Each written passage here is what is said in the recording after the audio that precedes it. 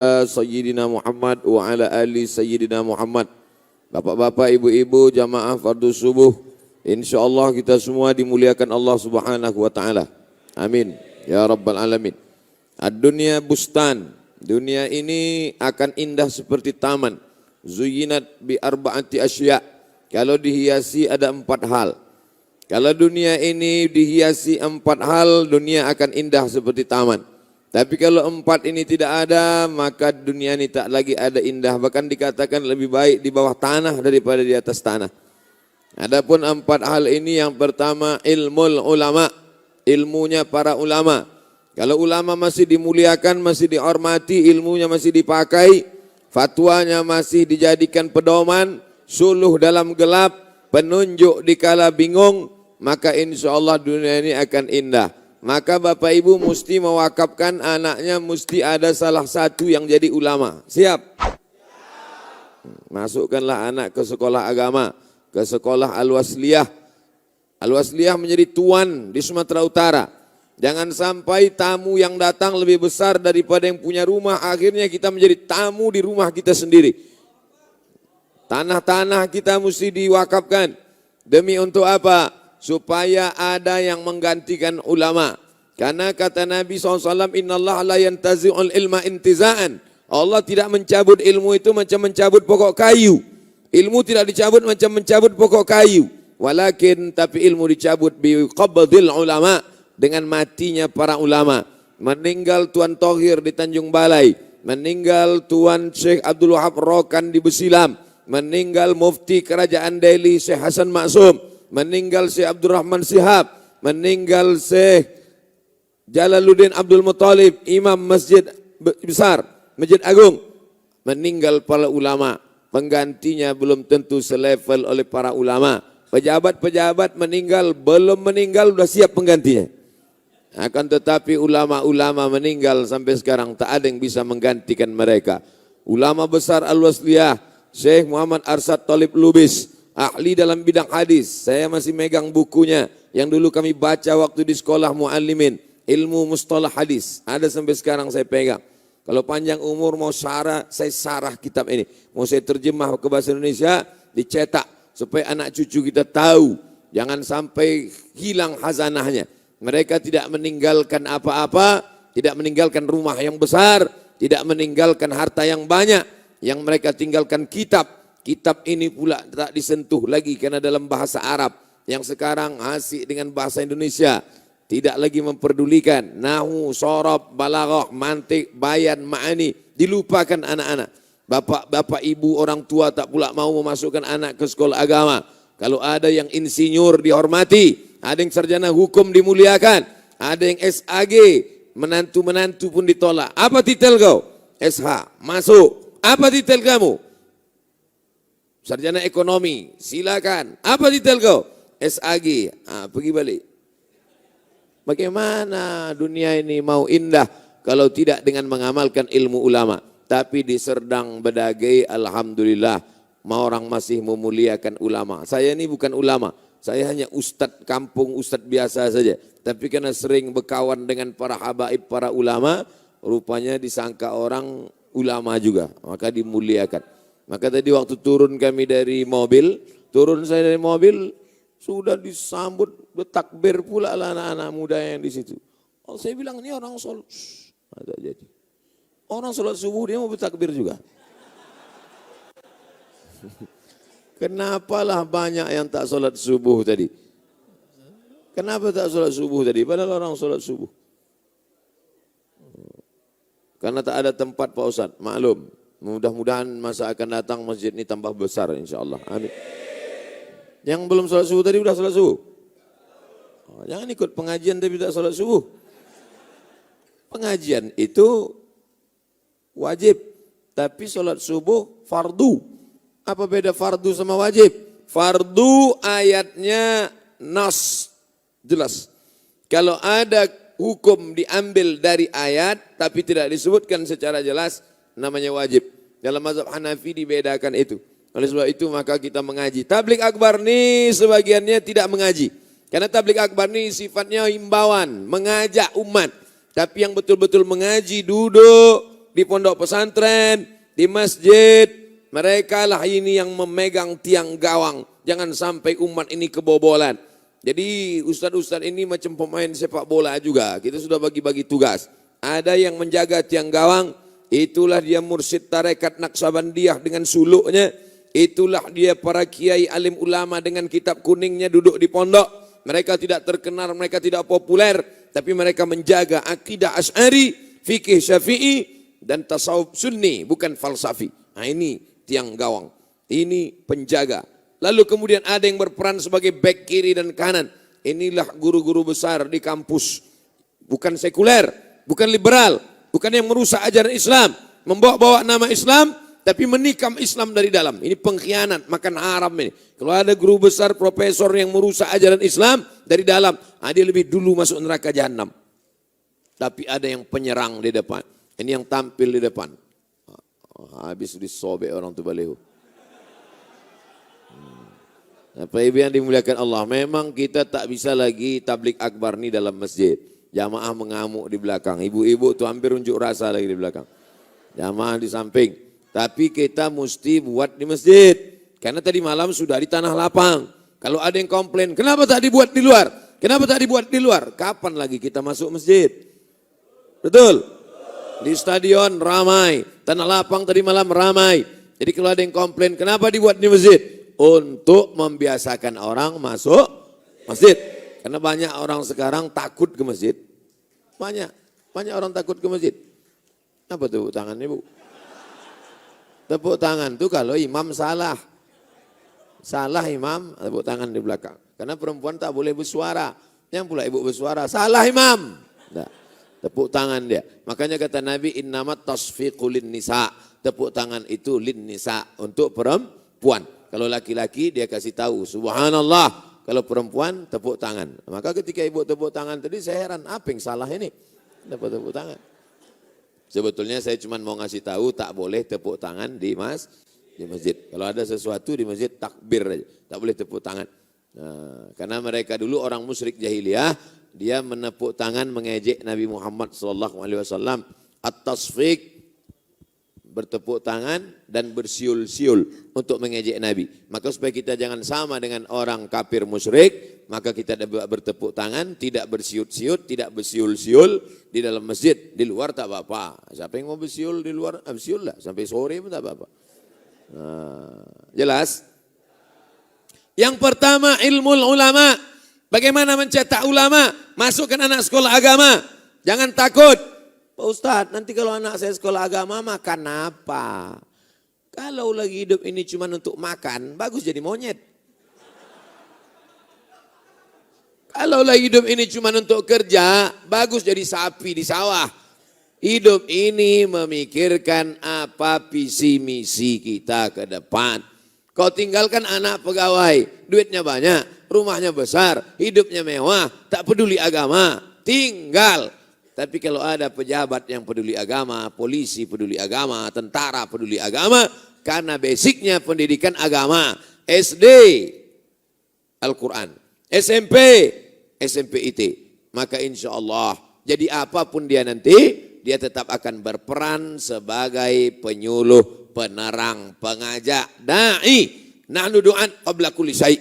Sebelum jadi apapun kita adalah da'i. Da'i itu mengajak orang ke jalan Allah. Da'i bukan yang khutbah di atas nih. Da'i bukan penceramah pakai mikrofon. Dia memang tak pernah berceramah. Dia tidak pernah tablik akbar. Tapi anak-anak buah di kantornya ikut patuh sama dia semua. Kepala dinas, kepala gadan, kepala kantor. Tak pernah dia ceramah. Tak pernah dia kultum. Tak pernah dia tausiah. Dia cukup membuat surat peringatan. Seluruh pegawai, pengumuman, tempel di dinding. Seluruh pegawai ikut pengajian Jumat pagi. Siapa yang tak ikut uang kesra makan potong. Dijamin, ramai tak kantor tuh pengajian? Ramai, tapi kadang saya kalau ceramah di kantor-kantor, sunyi, pemain inti saja. Saya tanya, Sano kemana? Di luar Pak Ustadz, duduk. Kenapa orang sepele pengajian? Karena pejabat tak mengaji. Kenapa pejabat tak mengaji? Karena ulama dilecehkan. Dunia akan indah yang pertama, ilmu ulama, dengan ilmunya para ulama. 4 poin yang mau saya sampaikan malam ini, dunia akan indah kalau ada 4 poin, 15 menit, 15 menit, 15 menit, 15 menit, pas 60 menit, nanti kami pun akan cabut langsung. Mudah-mudahan pertemuan kita ini mendatangkan barokah. Amin. Man sholat subha fi jama'atin, siapa yang sholat subuh berjamaah, summa qa'ada yazkurullah, habis sholat subuh jangan keluar masjid, duduk berzikir niat Allah. Kalau bisa ada majelis zikir, zikir, subhanallah, alhamdulillah, la ilaha illallah, Allahu akbar, la haula wala quwata illa billah, ayat kursi, istighfar, sampai terbit matahari. Nah, itu sudah nampak merah-merah, belum lagi terbit matahari. Jam berapa terbit matahari itu? Terbit matahari sama seperti waktu maghrib. Di Sedang Bedage jam berapa maghrib? Oh, banyak yang tak sholat maghrib ini. 6.30.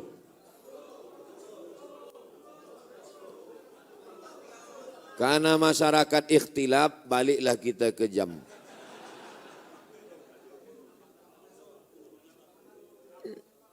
Yang mananya waktu maghrib ini? Tak mungkin 16.40. 18.40. Kalau 18.40 maghrib, berarti sudah boleh sholat sunat isyraq jam 6.40. Itu aja patokannya. Asal berubah di sini, berubahlah isyraq. Isyraq itu waktu terbit matahari setelah lewat 12 menit. Waktu terbit matahari tak boleh sholat. Karena ada 3 waktu yang dilarang sholat. Terbit matahari, tenggelam matahari, tergelincir matahari. Terbit matahari, tenggelam matahari, tergelincir matahari. 3 waktu itu dipakai orang kafir musyrik jahiliyah menyembah Lata, Uzza, Manat, Hubal, Jibti, Tagut, Naham. Maka tak boleh kita sholat. Kenapa begitu? Waktu terbit matahari, matahari itu bulat. Waktu terbit matahari begini ya, bulat matahari. Nah, waktu terbit matahari datang setan menghampiri. Setan itu bertanduk, maka disebut dengan waktu tanduk setan. Waktu terbit matahari bulat begini, keluar tanduk setan. Nah. Ini maka lambang di lambang setan. Carilah menantu yang paham agama. Ini cari menantu anak metal. Masuk dalam, apakah bayi mertua sehat? Tunduk setan. Waktunya 12 menit. Lewatkan 12 menit kata Nabi, qaida ram'in, setinggi tombak. Tombak segini lebih kurang tinggi tombak. Nah, tombak. Pernah nengok tombak? Buburu babi pakai tombak. Nah, gini tinggi tombak, dipukul jangan terlalu tinggi. Qaida ram'in, setinggi tombak. Maka setelah diukur, matahari naik dari atas tanah setinggi tombak 12 menit. Payah menghitung kira kapan, mudah saja. Kalau waktu maghrib 18.40, sholat sunat isyraq sudah boleh dilaksanakan jam 6.40. Artinya apa? Sholat subuh berjamaah, duduk sampai 6.40, sholat sunat isyraq 2 rakaat. Usolli sunnatal isyraq rakaat ini lillahi ta'ala. Senin, Selasa, Rabu, Kamis, Jumat tak bisa. Masuk kantor, sibuk, bisnis, usaha, toko, panen, ke sawah, ke kebun, ke laut. Jam 6.40, hari libur, hari Ahad tetap bisa. Hari ini hari apa? Hari Ahad, hari libur. Apa tak bisa? Pak Ustadz, saya Senin, Selasa, Rabu, Kamis, Jumat sibuk. Hari Sabtu pula sibuk juga. Hari Ahad sibuk juga. Inilah manusia nih, sibuk mencari makan tapi tidak bisa makan.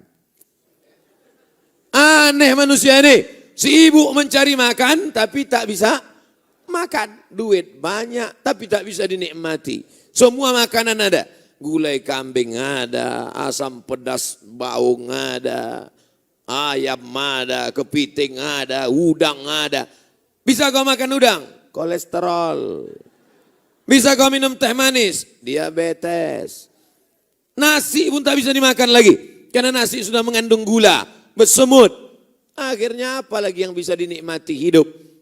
Kenikmatan hidup adalah ketika berzikir di dalam masjid. Duduk, Allah membagi rezeki, habis sholat subuh menjelang matahari terbit. Disitulah rezeki itu dibagi-bagikan Allah. Duduk. Ini di situ Allah bagi rezeki, di situ pula dia absen. Makanya orang tua-tua kita dulu mengatakan jangan sampai rezeki dipatok ayam. Orang sekarang udah dipatok ayam, diterkam musang, diambil kucing lagi. Apapun tak dapat dia. Oleh sebab itu maka usahakan dari habis sholat subuh sampai jam 6.40 duduk berzikir. Ada ustadz buat pengajian. Tak ada ustadz baca Quran, berzikir, subhanallah, alhamdulillah, mengantuk kali Pak Ustaz, duduk aja. Sampai telungkup, batal wudhu. Karena kalau telungkup, keluar angin dari belakang. Oleh sebab itu maka duduk berzikir dengan Allah. Hatta tatul ansam, sampai terbit matahari. Saya suka menengok kaligrafi di masjid kita ini karena ada terjemahnya. Ala bizikrillahi tatmainnul qulub. Ingatlah hanya dengan Allah hati menjadi tentram. Ada, ingat. Ada semua ayat-ayat, ada terjemahnya. Kadang di masjid-masjid lain banyak juga ayat tak ada terjemahnya. Semua jamaah memuji. Cantik kaligrafi ini Pak Ustaz, mantap. Apa isinya? Entah. Bagus. Ditulis Abu Bakar. Ali langsung. Abu Bakar, Umar, Utsman, Ali. Kenapa ditulis Abu Bakar, Umar, Utsman, Ali? Untuk membedakan dengan masjid Syiah. Syiah tak mau menulis Abu Bakar sama Umar. Syiah tak mau menulis Abu Bakar, Umar, Utsman. Langsung ke Ali saja. Itulah maka mengapa ditulis. Mana tahu nanti anak nanya, ya. Kenapa ditulis Abu Bakar ya? Terus aku tanya dari dulu dah gitu dah. Karena Syiah tak mau mengakui Abu Bakar. Kata Syiah Abu Bakar sama Umar sama Utsman penjahat yang merampas khilafah kekuasaan Ali. Maka Abu Bakar, Umar sama Utsman ini kafir kata Syiah. Orang Serdang Bedage ini Syiah apa Ahlus Sunnah? Ahlus Sunnah. Maka ditunjukkannya kami Ahlus Sunnah. Abu Bakar, Umar, Utsman, Ali radhiyallahu an. Nah, ini bagus tulis kaligrafi. Kenapa kaligrafi ini ditulis di atas? Supaya mata jamaah khusyuk sholat. Karena kalau ditulis di depan itulah mata dia nengok. Makanya dalam mazhab Maliki makruh. Dalam mazhab Maliki makruh hukumnya menulis dinding. Tapi mazhab Syafi'i tidak. Dengan syarat apa? Ditulis di atas, mata jamaah sholat menengok ke bawah. Tapi kalau sedang duduk, habis sholat subuh, berzikir sudah, baca Quran sudah, belum sampai jam 6.40. Tinggal tengok aja, baca keliling. Ya ayyuhallazina amanu idza nudiya lis-sholati min yaumil jumu'ah fas'au ila zikrillah wa dzarul bai' dzalikum khairul lakum in kuntum ta'lamun fa idza qudiyatis sholatu fantashiru fil ard wabtaghu min fadlillah wadhkurullaha katsiran la'allakum tuflihun wa idza ra'au tijaratan aw lafan faddu ilaiha wa tarakuka qa'ima. Tengok terjemahnya. Saya membaca tulis Arabnya tak bisa Pak Ustaz, berbelit-belit terjemahnya aja. Terjemah pun tak nampak Pak Ustaz, beli teropong. Ini semua untuk berzikir mengingat Allah. Pintu manapun yang kau lewati, pintu ini semuanya ada pesan-pesannya. Pintu ini yang kau lewati, ala bizikrillah tatmainnul qulub. Banyak-banyak berzikir mengingat Allah, hatimu akan tenang. Surat Ar-Ra'd ayat 28. Pintu ini yang kau lewati. Wa innaka la ala khuluqin azim. Akhlak engkau yang paling hebat wahai Muhammad. Allah tak puji dia karena tahajudnya banyak. Allah tak puji dia karena hartanya banyak. Allah puji dia karena akhlaknya. Sesungguhnya akhlak engkau yang paling hebat ya Muhammad. Surat Al-Qalam ayat 4. Keluar dari belakang menjadi orang yang bersyukur. La in syakartum la azidannakum. Kalau kau bersyukur kau akan ditambah Allah nikmat. Wala in kafartum. Tapi kalau kau kafir kupur, inna azabi lasyadid. Azabku amat sangat keras. Yang pertama, ilmul ulama. Ini adalah ulama ini. Yang menulis-nulis ini ulama. Ulama bilang apa? Kaligrafi. Ilmul ulama.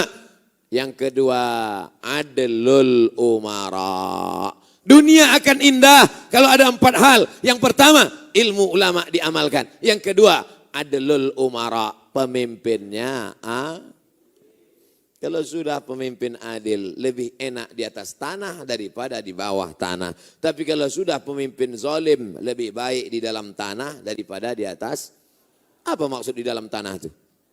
Mimda tema taya bawati modar. Apalah lagi gunanya di atas tanah? Anak mau sekolah, mahal. Sakit, mahal. Saya kuliah di Mesir. S1, S2, S3 di Mesir itu gratis, free. Kuliah saya S2 di Maroko, gratis. Kuliah saya S3 di Sudan, bayar. Ada yang gratis. Program 5.000 doktor. Ikutlah saya mendaftar program 5.000 doktor. 3 tahun berturut-turut mendaftar. Tak dapat-dapat. Tak dapat-dapat beasiswa. Putus asakah kita dari rahmat Allah? Tidak. Pas saya masuk ke airport, ruang VVIP, very very important person. Masuk saya ke dalam, pas keluar dari WC, datang bapak-bapak. Ustaz Somad dia, kata dia. Tak yakin pula dia saya Ustaz Somad. Ya ambilnya kartu namanya, kasihnya namanya. Ini nomor saya, tolong telepon saya. Ustadz wajib S3, semua biaya saya tanggung. Ini dia, kata dia. Sampai sekarang tak saya telepon. Karena saya tak mau termakan budi. Tapi ini orang baik luar biasa. Ustadz S1, S3, dari mulai pendaftaran, tiket pesawat, semuanya saya tanggung. Hubungi kartu saya. Nomornya pun tak saya simpan, tak kemana udah. Tapi orang ini baik luar biasa. Rupanya Allah sampaikan niat baik dia. Belajar saya. Selesai juga. Tak saya jatuh miskin gara-gara kuliah membayar. Sebetulnya Allah mau ingatkan saya. Abdul Somad, kau udah banyak betul dapat gratis. S1 gratis, S2 gratis. Takkan S3 ini gratis juga. Apa yang dimuliakan Allah Subhanahu wa taala. Kuliah kami dulu di Mesir. Sakit. Usus buntu kawan. Gara-gara makan cabai malas mengunyah. Masuk cabai, gol kiri kanan masuk. Rupanya menggumpal biji cabai di dalam usus. Namanya usus buntu. Usus buntu masuk ke ini. Kalau banyak makan biji cabai, biji tomat, biji segala biji jari-jari sepeda pun masuk. Maka minumnya mesti banyak. Kalau banyak minum, air masuk ke situ, dihembus air itu naik ke atas, keluar lagi biji itu. Sudahlah mengunyah malas, bijinya masuk ke dalam, membusuk. Akhirnya busuk di dalam, kalau sampai pecah, bam, mati. Kata dokter mesti dipotong. Takutlah mahasiswa Indonesia ini dipotong usus buntu di Mesir, karena biaya mahal, duit tak ada, krisis moneter, 97, 98, $1 20.000. Tak ada duit. Akhirnya pas mau diperiksa, apa kata rumah sakit di Mesir? Gratis, karena membawa kartu Universitas Al-Azhar. Mesir itu bukan kaya. Mesir tak kaya macam Saudi Arabia minyaknya banyak. Mesir bukan kaya macam Uni Emirat Arab. Mesir sama macam kita susah. Tapi kenapa bisa sekolah gratis, pendidikan gratis? Maka kita berharap diberikan Allah lah kita bupati, gubernur yang adil dan amanah insya Allah. Bisa apa tidak dibuatkan sekolah anak agama ini gratis? Semua anak-anak MDA tak sanggup S2, S3 gratis, MDA aja dulu. Semua anak MDA gratis, gurunya digaji dari APBD. Setuju apa tak setuju? Seluruh guru-guru MDA di kabupaten ini digaji dari APBD. Gaji APBD. Setuju apa tak setuju? Setuju. 3 bulan sesudah itu bupati masuk penjara, tangkap KPK. Kalian pikir enak dana hibah nih sekarang? Berapa banyak kepala daerah ditangkap gara-gara dana hibah untuk guru, dana hibah untuk guru mengaji, untuk penggali kubur, ditangkap. Maka mesti ada payung hukum, bukan tenda. Payung hukum. Siapa yang membuat payung hukumnya? DPR. Siapa yang memilih DPR? Rakyat. Pilihlah DPR yang peduli kepada guru mengaji. Ini kadang masyarakat ini tak peduli. Yang dipilihnya siapa yang ngasih duit, itu dipilihnya. Tadi awal ya udah ngasih duit. Apalagi di tengah jalan, apalagi di ujung jalan. Hancur dunia.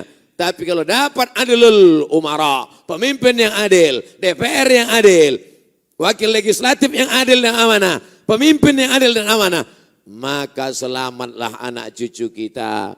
Dengan apa? Dengan pendidikan agama. Ujung tombak pendidikan agama, MDA.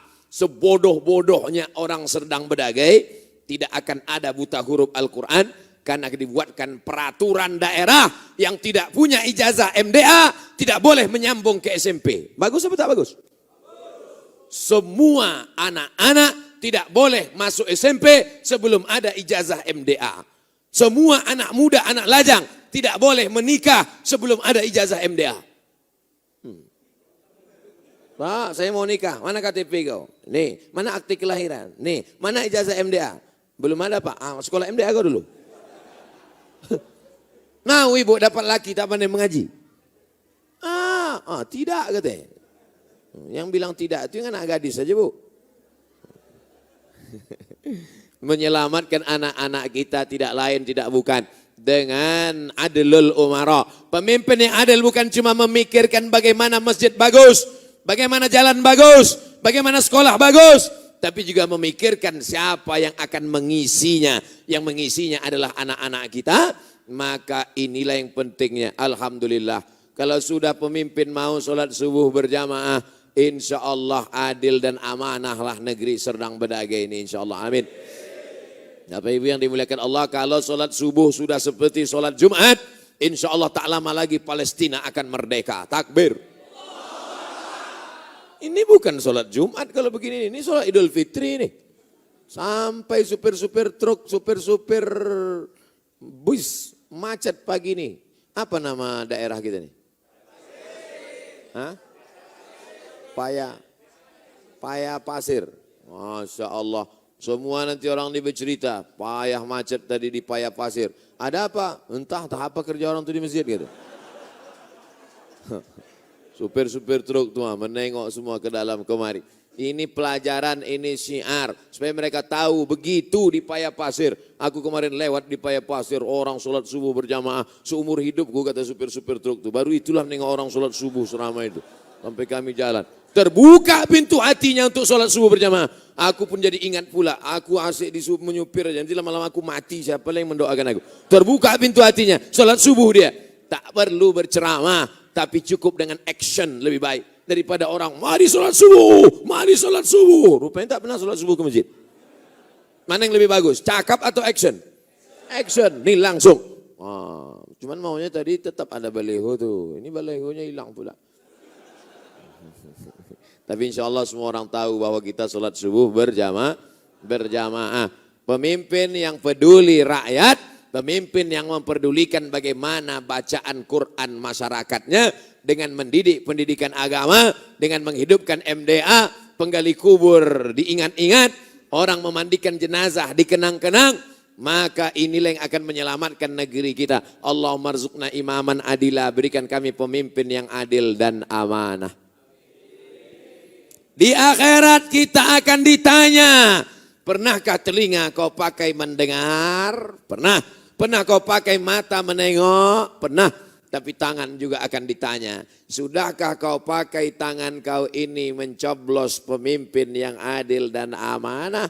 Karena saat kita itu sedang bersaksi di hadapan Allah. Aku bersaksi bahwa orang yang kupilih ini baik untuk agamaku, baik untuk masjidku, baik untuk pendidikan anak-anakku. Takbir. Tapi waktu mencoblos itu dalam hati aja. Waktu di dalam takbir. Apanya kerja kau di dalam itu? Al-yawma nakhtimu ala afwahihim, hari itu mulut terkunci. Wa tukallimuna aydihim, tangan akan bercakap. Wa tashhadu arjuluhum, kaki akan bersaksi. Surat apa itu? Yasin. Yang tak ingat Yasin, apa yang kau baca selama ini? Itulah yang dibaca tiap malam Jumat itu. Cuman kadang orang tak ingat dia baca itu karena tak diingatnya. Saking seringnya udah baca Yasin. Turjaun. Al-yawma nakhtimu ala afwahihim wa tukallimuna aydihim wa tashhadu arjuluhum bima kanu yaksibun. Waktu itu mulut terkunci, tangan yang akan bicara, kaki yang akan bersaksi atas semua yang pernah kau lakukan dulu. Bisa tak kita nih yang sudah mati dimakan cacing tanah hidup lagi? Innama amruhu iza arada syai'an ayyaqula lahu kum fayakun. Waktu membaca kun fayakun di surat Yasin itu pernah tak kita ingat mati kun fayakun? Banyak juga orang baca Yasin ini pas kun fayakun bukan dia ingat mati, menengok gulai. Innama kum fayakun. Mana bubur kacang hijau belum datang juga. Makanya innamal a'malu bin niat, segala sesuatu dengan niat. Niatnya mendekatkan diri kepada Allah. Maka memohon kepada Allah. Kalau sudah kau dapat pemimpin yang adil, kenapa tak minta suami yang soleh? Kalau doamu cuma satu, Kau dikasih doa makbul, tapi doanya cuma satu. Mintalah pemimpin yang adil. Karena kalau ibu cuma minta, ya Allah kasihlah aku suami yang soleh. Mau ibu suami ibu dibagi untuk perempuan lain? Mau? Tak mau dia Pak. Mana dia mau? Bapak minta, ya Allah berikanlah aku istri yang solehah. Mau Bapak, bini Bapak itu diambil orang lain? Mau mereka Pak? Itu beda ibu sama bapak ternyata. Ibu itu tak mau dia dibagi. Tapi bapak terserahlah Pak Ustaz, mau diambil orang ambil situ. Tapi kalau dapat pemimpin yang adil, satu kabupaten Serdang Bedage mendapatkan nikmatnya insya Allah. Penggali kubur pun dapat nikmatnya. Kadang ada insentif untuk penggali kubur. Perhatikan penggali kubur. Udah berapa kali saya sebut penggali kubur nih. Kenapa? Banyak orang tak peduli pada penggali kubur. Padahal nanti itulah yang akan menggali kubur dia. Ada yang bisa menggali kubur sendiri? Ada itu filmnya, Pocong Menggali Kubur. Saudaraku yang dimuliakan Allah Subhanahu wa taala. Habis 30 menit. Yang pertama, ilmul ulama. Yang kedua, adlul umara. Masuk yang ketiga. Apa dia? Sakhaul aghniya. Orang kaya yang suka nyumbang. Sekarang banyak juga orang kaya yang suka nyumbang lagu. Masalah ada pesta, dia lah yang nyumbang. Naiklah ke atas dengan sawer duit. Orang-orang kaya yang macam begini ini kita doakan supaya cepat bertobat. Karena sampai masanya nanti hai orang-orang kaya kau mati. Rumah besar yang kau bangun tuh habis diambil istrimu sama suaminya yang baru, berondong. Dijualnya mobilmu, dijualnya tanahmu, dijualnya sawitmu, dijualnya rumahmu. Kawin dia dengan suami yang baru umurnya 17 tahun. Dibelikannya motor Kawasaki Ninja yang knalpotnya sudah dihitan 2 kali. Sore-sore jalan-jalan ya dipegangnya pinggang suami yang baru tuh kuat-kuat. Saking kuatnya tak bisa lagi nunjuk. Suaminya nanya, mana makam suami kau yang lama? Pakai kaki nunjuknya. Tuh.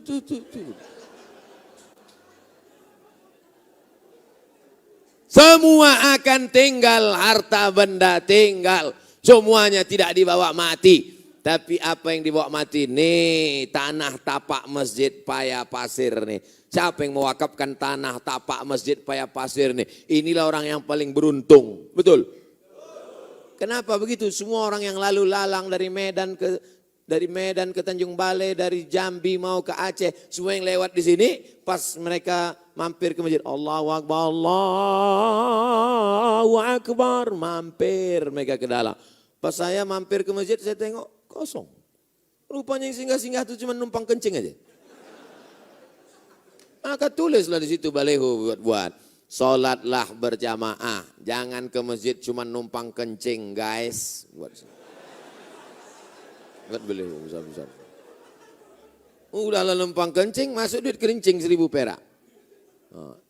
Itu besar tulisan dulu. Jangan buang sampah sembarangan. Itu udah selesai lama itu. Buat di sampingnya itu ada baru lagi. Jangan cuman mampir ke masjid untuk kencing. Ingat sholat. Buat gambar peti jenazah besar-besar. Bisa mobil dibawa mati? Bisa. Mobil yang mana? Datang kemari serahkan ke pengurus masjid. Pak, mobil ini kuwakafkan ke masjid untuk ambulan membawa jenazah. Karena jamaah tak sanggup lagi mikul. Banyak yang mati ini gemuk-gemuk. Yang gemuk jangan tersinggung. Kita bicara menurut medis. Yang paling banyak sakit orang gemuk apa orang kurus? Bukan saya yang bilang, jamaah yang bilang. Sumber segala penyakit al-ma'idatu baitu kulli da'. Sumber dari penyakit adalah lambung. Ma'akal tafa'afnaita yang kau makan busuk. Kalau sudah busuk menimbulkan bakteri penyakit. Ustadz makan banyak. Tengok sendirilah. Saya nih kalau diundang jamaah, makan sini, makan sini, makan sini, makan sini, makan. Saya cicip-cicip aja sedikit. Banyak jamaah itu ikut-ikut pula saya. Diambilnya saya tengok nasi sedikit. Kenapa kau ambil sedikit? Ustadz sedikit. Aku sedikit. Ini udah yang ketiga kali udah. Bapak Ibu yang dimuliakan Allah SWT. Kulu. Makanlah, silakan makan. Wasrabu. Minumlah, silakan minum. Wala tusrifu, jangan berlebih. Makan itu untuk menegakkan tulang belakang. Asal udah tegak belakang, selesai. Makanya kalau ada bapak ibu nanti yang sarapan banyak, betul ditanya sama bininya. Bang, kata Ustaz Somad tadi kan makan jangan banyak-banyak. Adinda, abang kalau tak sebanyak ini tak tegak tulang belakang. Ini hanya untuk menegakkan tulang belakang aja nih. Apa maknanya? Yang kau makan busuk, yang kau pakai lapuk. Yang kau pakai lapuk, peci lapuk, jilbab lapuk, baju kurung lapuk, baju teluk belanga lapuk. Ada orang Islam mati bawa seragam, ada? Belum pernah lagi. Lama hidup banyak dirasa, jauh berjalan banyak ditengok. Lama sudah saya ikut sholat jenazah. Tetap juga dibuka pakaian kehormatan, kebesaran, kehebatan. Baju kebesaran, tahu baju kebesaran? XL ukurannya. Kebesaran. Tinggal. Peci kesayangan nih, tinggal. Udah berapa kali orang minta nih, tak saya kasih. Tinggal. Jam tinggal, cincin tinggal. Semuanya tinggal. Digulung pakai kain selapis, 2 lapis, 3 lapis. Macam dodol Garut. Masuk ke liang lahat. Ditempelkan hidung nih Pak. Menanamkan jenazah. Kepala di sini, kaki di sini. Hadapkan wajah ke arah kiblat. Digali lubang, dihadapkan wajah ke kiblat. Diciumkan hidung. Maka pocong itu dibuka. Pocong itu kan buka. Buka talinya. Ditempelkan hidung nih ke tepi tanah tuh. Mana tahu nanti kalian disuruh orang masuk. Sebagus-bagusnya yang masukkan ke dalam tuh anaknya menyolatkan. Anaknya menempelkan. Masukkan ke dalam liang lahat. Merengkan jenazahnya. Maka dikasih bulat-bulat tanah itu. Tanah yang bulat-bulat tuh untuk menempel belakang. Bukan bantal. Kalian pikir walaupun bantal mahal-mahal di rumah. Waktu mati nanti yang menempel pundak kita tuh. Yang mengganjal di bawah kita itu. Bantal, tanah Pak, tanah. Supaya apa? Supaya tak tumbang jenazah. Begitu ditempelkan, jatuh, pecah pula tanah itu. Berat kali dia 120 kilo. Ditempelkan. Dulu kau menyiksa cacing. Asal hari Ahad mau mancing, gali tanah ambil cacing. Mau nangis cacing itu dicucuknya begitu cacing. Udahlah mati cacing tuh, sekaratul maut meregang nyawa, di ludahnya pula lagi. Kejam kali itu. Apa kata cucu-cucu cacing? Atukku dulu kau cucuk. Tengoklah kau nanti, tengoklah. Mendiang atuk kami dulu kau cucuk-cucuk kan gitu deh. Begitu masuk kalian ke liang lahat, cacing-cacing ini. Cacing memang tak berkaki Pak. Pernah menengok cacing berkaki? Kalau cacing udah berkaki itu namanya dragon, ular naga. Cacing tak berkulit. Itulah maka cacing tinggal dalam tanah karena dia tak berkulit. Tak bisa dia di atas tanah. Tersiksa. Ini banyak yang menyiksa cacing. Digali tanah letakkan cacing di atas tanah. Menggeliatlah cacing tadi. Cacing tak berkaki. Cacing tak berkulit. Cacing tak bertelinga.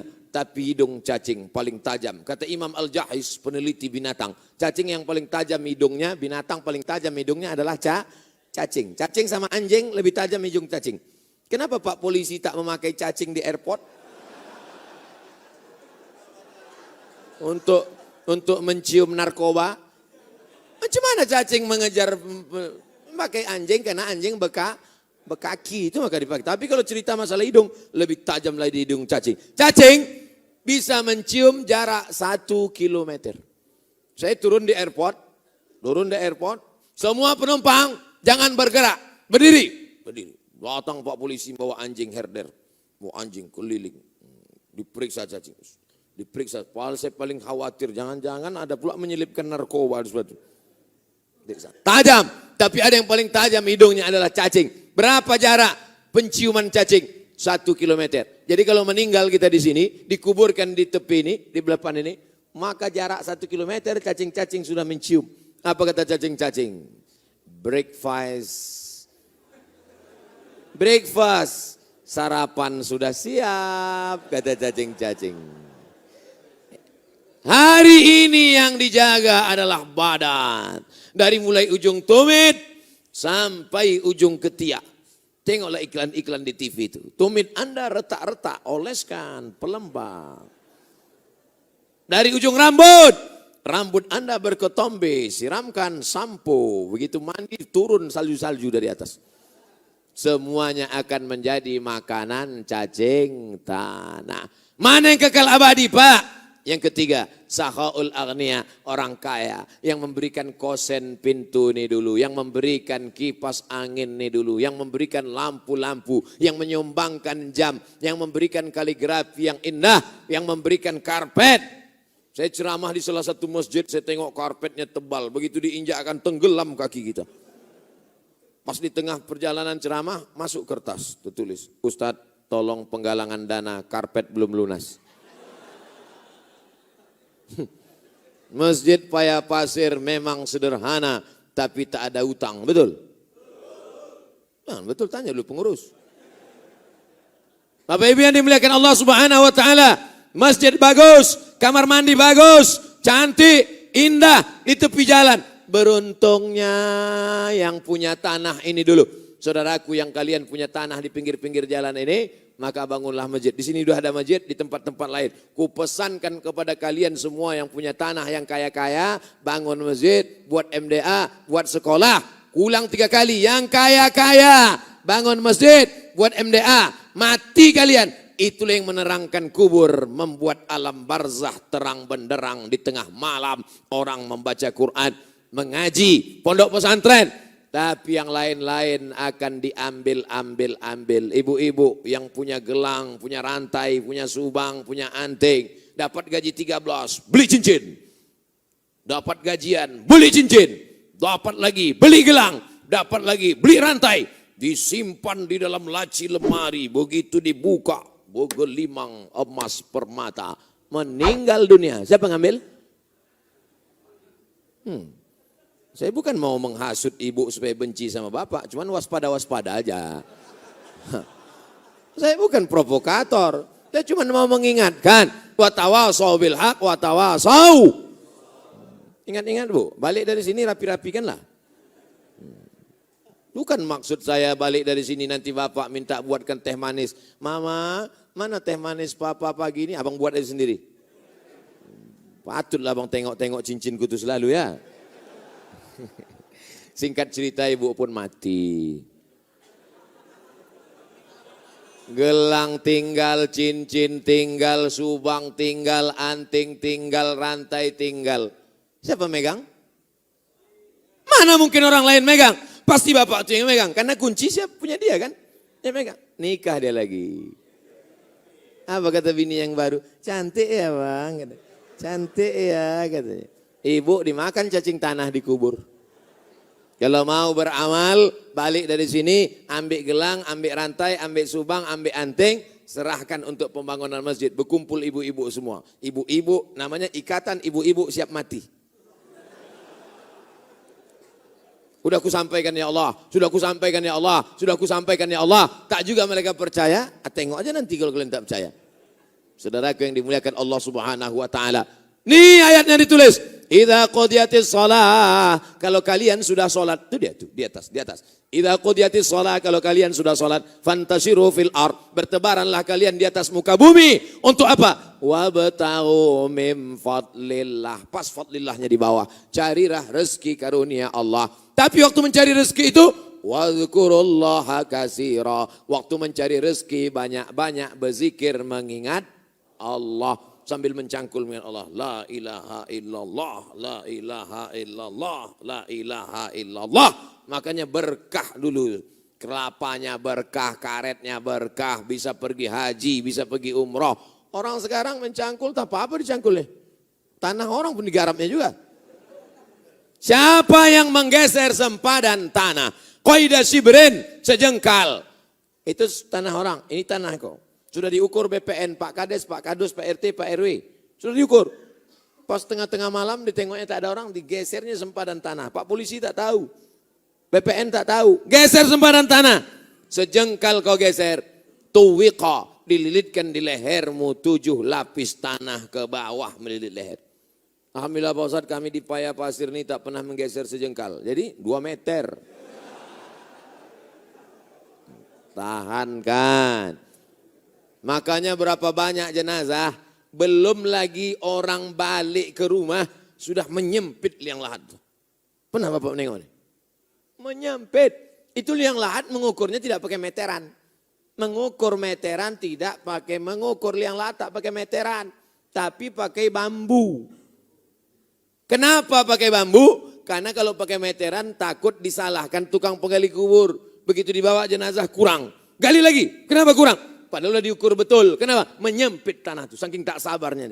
Kata tanah itu masuk.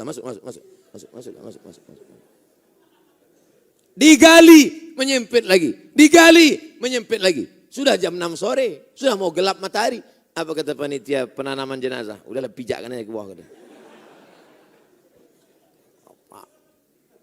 Daripada malam penguburan.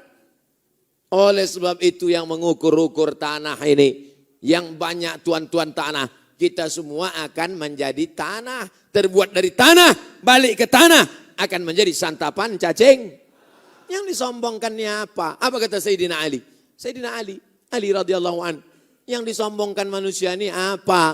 Awaluhu nutfah, akhiruhu jifah. Awaluhu nutfah, akhiruhu jifah. Itulah manusia, itulah hakikat manusia. Awalnya sperma, ujungnya bangkai. Manusia itu awal, akhirnya. Awalnya sperma, ujungnya bangkai. Kalau malaikat, bukan dari sperma. Malaikat dari nur, cahaya. Setan dari nar, api. Manusia dari sperma. Ada yang sini dari api, angkat tangan. Biar tahu saya membaca ayat kursinya. Saudaraku yang dimuliakan Allah Subhanahu wa taala. Ilmul ulama sudah, adlul umara sudah, sahaul aghnia, ilmu ulama, pemimpin yang adil, orang kaya dermawan. Yang terakhir, da'watul fuqara, doanya orang miskin. Jangan sepelekan orang miskin. Hati-hati sama orang miskin, hati-hati sama fakir miskin. Kalau kita sepelekan mereka, kita masuk pendusta agama. Pendusta agama bukan orang yang mengejek-ejek agama. Walaupun dia rajin sholat, tapi dia bisa jadi pendusta agama. Gara-gara apa? Menyia-nyiakan orang miskin. Ara'aital ladzi yukadzibu biddin. Tahukah kamu siapa itu orang yang mendustakan agama? Fadzalikal ladzi yadu. Mereka yang menyia-nyiakan anak yatim. Ini bulan depan nih banyak nih yang akan menyantuni anak yatim. Rajab, Sya'ban. Penyantunan anak yatim. Dipajanglah anak yatim. Dari mulai jam 4 sore dipajang anak yatim sampai jam 5 sore. Sampai jam 6 sore. Menunggu azan maghrib. Wassalamualaikum satu-satu. Dibuka anak yatim tuh amplop di rumah. Rupanya 5.000 perak. Kalian sudah menyiksa anak yatim. Menyia-nyiakan anak yatim. Menyantuni anak yatim bukan dipajang. Bukan begitu caranya. Bagaimana cara menyantuni anak yatim? Pergi ke sekolah, tanya Pak Kepala Sekolah, berapa anak yatim di sini? Anak yatim di sini ada 15 orang, berapa yang belum bayar uang sekolah? Coba tengok daftar mana yang menunggak. Ini Pak, bayarkan dia. Anak yatim ini kulunasi 12 bulan untuk dia. Buat surat keterangan, anak yatim sudah lunas. Siap? Begitu cara menyantuni anak yatim. Balik dari kantor, balik dari kebun, gajian, pergi ke warung, datang ke warung, belum buka lagi. Tanya, bang, bungkuskan dulu beras 10 kilo. Apalagi bang? Minyak sekilo. Apalagi? Gula sekilo. Apalagi? Kopi sebungkus. Apalagi? Gula, minyak, beras, kopi, teh, roti gabin, susu 10 saset. Bungkus, antarkan ke rumah anak yatim. Bapak yang belanja, ibu yang ngantar. Jangan bapak mengantar. Nanti bapak ngantar rupanya mak anak yatim itu cantik pula. Udah hancur. Yang susah Pak Kapolsek juga. Oleh sebab itu maka kita bekerja sama. Wa ta'awanu 'alal birri wat taqwa. Tolong menolong dalam kebaikan dan ketakwaan. Wa la ta'awanu 'alal ismi wal 'udwan. Jangan tolong menolong dalam perbuatan yang tercela. Fadzalikal ladzi yad'ul yatim wa la yahuddu 'ala ta'amil. Jangan sia-siakan orang miskin Pak. Jangan zolimi orang miskin. Jangan susahkan pegawai-pegawaimu, pekerja-pekerjamu, karyawan-karyawanmu. Walaupun kau ke Makkah bolak-balik setahun 2 kali. Haji, umrah, haji, umrah, haji, umrah. Tapi tukang panen kau makan titik peluh keringatnya. Tukang brondolmu, tukang cucimu, supirmu, tukang pel kamar rumahmu. Mereka tak ada daya, tak ada upaya. Mereka susah Mereka kerja itu bukan cari kaya. Mereka kerja cari makan untuk bayar uang sekolah anaknya. Makanya pesan Nabi, u'tul ajira ajrahu qabla an yajiffa arakuhu. Berilah upahnya sebelum kering keringatnya. Tapi jangan pahami itu tekstual. Nanti asal tengok berkeringat bayar, asal tengok berkeringat bayar. Bukan itu maksudnya. Segera bayarkan gajinya. Ada orang nanti yang mati menghadap Allah Subhanahu wa taala bisyamin, puasanya banyak. Wa zakatin, zakatnya banyak. Wa hajjin, hajinya banyak. Hajinya banyak, puasanya banyak, sholat sunatnya banyak, tapi tak masuk surga. Gara-gara apa? Gara-gara zolim, aniaya, suka makan keringat orang, memakan jerih payah orang, memakan duit gaji orang. Na'udzubillah. Bayar, senangkan hati orang. Idkhalus surur fi qulubil mu'minin. Menyenangkan hati orang. Jangan siksa orang, jangan aniaya orang. Kenapa dia masuk neraka ya Allah? Akala mala haza, memakan harta orang. Wasafaka dama haza, menumpahkan darah orang. Wadaraba haza, menempeleng orang. Wasatama haza, mencaci maki si fulan. Wa qazafa haza, menuduh tanpa bukti. Fitnah, aniaya, zalim, sepele. Jangan kau sangka orang miskin itu susah melarat di dunia. Di akhirat boleh jadi dia lebih dulu masuk surga 500 tahun daripada kita. Pejabat-pejabat, orang kaya di dunia enak. Tapi sebentar di akhirat boleh jadi hisapnya lebih lama. Tapi insya Allah yang hadir ini semuanya insya Allah masuk surga. Man qala la ilaha illallah Muhammadur Rasulullah dakhalal jannah. Siapa yang mengatakan la ilaha illallah Muhammadur Rasulullah dakhalal jannah, dia pasti masuk surga. Semua yang hadir ini sudah mengucapkan la ilaha illallah Muhammadur Rasulullah. Betul? Tadi berapa kali dia katakan asyhadu an la ilaha illallah. Asyhadu an la ilaha illallah. Azan 2 kali. Iqamat. Asyhadu an la ilaha illallah. Asyhadu anna Muhammadar Rasulullah 3 kali. Kapan lagi? Waktu sholat. At-tahiyatul mubarakatuh salawatu tayyibatullah. Assalamualaikum ayuhan nabi wa rahmatullahi wabarakatuh. Assalamualaikum wa ala ibadillahi sholihin. Asyhadu an la ilaha. Jadi sudah berapa kali kita bersyahadat subuh ini? 4. Tahiyatul masjid 2. Qabliyah subuh. Oh apa pula 4. Ya maaf ini 4 kata dia. Azan subuh 2. Iqamat 1. Tahiyatul masjid 1, qabliyah 1, salat subuh 1. 7. Kapan lagi? Waktu berdoa. 7. Itulah makanya kita disuruh salat subuh. Sebelum matahari terbit, sudah 7 kali kita melaksanakan mengulang syahadat. Orang yang mau nikah disuruh orang syahadat. Pak, bersyahadat balik ya. Ya. Asyhadu an la ilaha illallah. Asyhadu an la ilaha illallah. Asyhadu anna Muhammadar Rasulullah. Aku nikahkan engkau dengan anakku dengan mahar sebentuk cincin emas tunai. Siap. Rupanya tentara salon menantunya. Kenapa disuruh ulang bersyahadat balik? Karena khawatir mungkin dia tadi melakukan perbuatan dosa maksiat, imannya tercabut. La yazni zina yazni, la yazni zani hina yazni wa huwa mu'min. Ada orang ketika berzina maka imannya lepas. Wala yashribu syaribu hina yashrabu huwa mu'min. Ada orang yang pakai sabu-sabu, pakai narkoba, minum khamar, imannya lepas. Wala yasriqu sariqu hina yasriq wa huwa mu'min. Ada orang yang mencuri, imannya lepas. Orang korupsi, imannya lepas. Ayun za'ul iman. Apakah iman itu bisa lepas? Ya. Macam mana iman lepas? Syabbaka baina asabihi, dijalinnya jari jemarinya, thumma naza'ahu, dicabutnya. Hakadha yunza'ul iman. Beginilah iman itu lepas dari badan. Ini iman, ini badan. Beginilah iman itu lepas dari badan. Kapan iman bisa masuk balik? Hina taba. Ketika dia bertaubat, iman masuk lagi ke dalam badan. Maka kita pun banyak-banyak bertaubat, bukan tauco. Astaghfirullah Rabbal baraya. Astaghfirullah minal khataya.